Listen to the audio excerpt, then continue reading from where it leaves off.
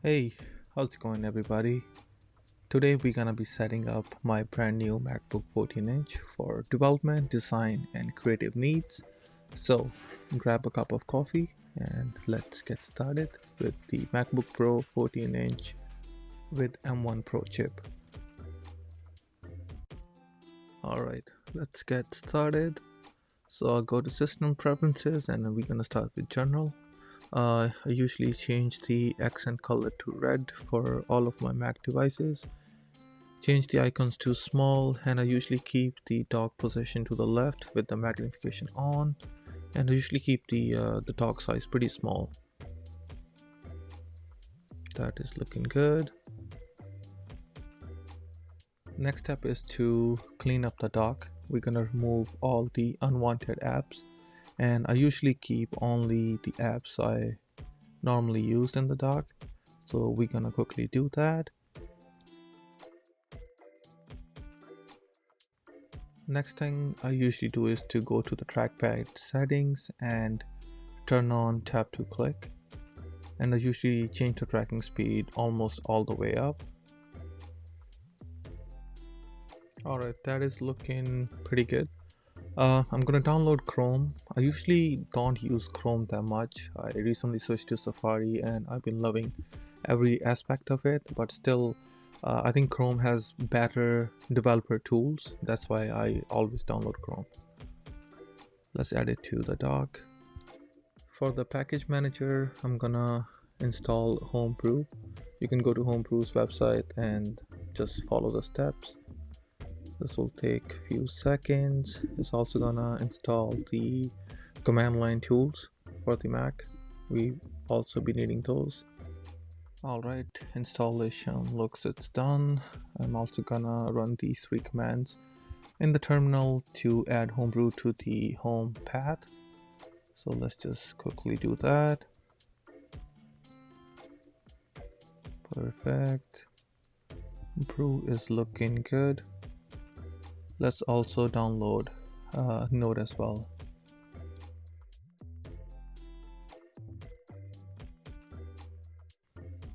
I like to install the Node directly from Brew. I think this is the best way to do it.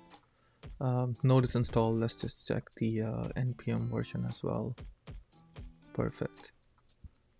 Next thing I like to do is customize my terminal. So we're gonna install OMSH, and we also gonna be looking at the power level 10K theme for the OMSH terminal. So let's just clone those as well. To enable the theme, you have to edit the ZSHRC file, and I just realized I haven't downloaded Visual Studio Code yet, so let's just quickly do that before we do any development work. So I'm gonna download Visual Studio Code, which is the best code editor in my opinion. Perfect. I'm gonna sign in using my GitHub account to sync all the settings, and we're gonna enable the shell command.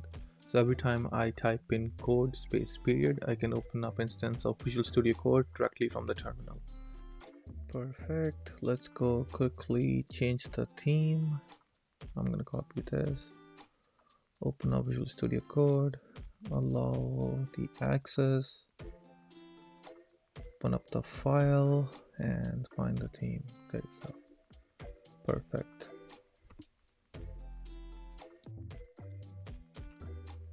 I still can't see the icon, so I have to go to preferences and we have to change the default fonts of the terminal that comes with your Mac. So I'm gonna change the font to Vida Code. That's perfect. Let's try it again. Perfect. Now I can see all the icons. So you can go through the setup yourself and see what kind of configuration that you will like. So I'm quickly gonna go through it real fast.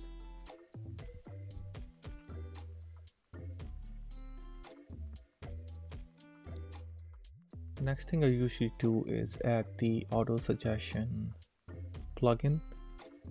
So you have to edit the same file again, and you're gonna go open up the file and look for plugin. So yeah, this plugin right here, I'm gonna add the spacebar and the plugin. There you go. I'm gonna save it.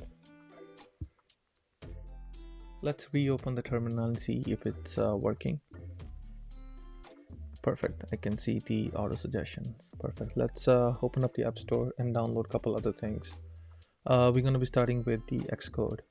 Even though currently I'm not doing any mobile development or any native iOS development, but it's still a good idea to install Xcode. I'm gonna also install Final Cut Pro, my choice of video editor. I paid for it and I think it's still pretty good. Lightroom for my photo editing, and we're also going to be downloading Darkroom, which is another photo editor, really powerful, and you can just download the free version. It do a lot of things for you. Next thing on my list is the app called Rectangle. It's not available on App Store, so you have to go to Safari or Chrome to download it. This help allows you to organize multiple screens on your laptop, and it's for free. It's really powerful, and I think this is really useful when you have like a big screen and you're working with like 3 or 4 different windows at a time. A lot of Windows laptop, they have this feature built in, but Mac doesn't have it, so I'll highly recommend downloading this app. Once the download is finished, open up the app and allow the app to access accessibility options by going to System Preferences. I'm gonna do so here. Turn it on and just use the recommended settings. You can use the shortcuts, but the way I like to use it, you can just drag the window up to the screen and you can see it will just snap to full size. You can snap it to left, right, 1/3, 4/3. It's up to you. I think you guys are really gonna love this app. When it comes to UI UX related work, I think Figma is the way to go. I've used Adobe XD in the past. I'm not really a big fan of XD. Even though Adobe acquired Figma recently and it's still free to use at the time of this video recording, I hope it will stay free in the future because I think Figma is the best app out there. Last thing on my list is the Logitech Options software. This software lets you to control your Logitech devices. I use the MX series keyboard and mouse, and I can sync all of my settings using this app. And I think that's pretty much everything for this video. I still have lots of storage left. Let me know if you guys have any questions. Otherwise, thanks for watching and I will see you in the next one. Peace.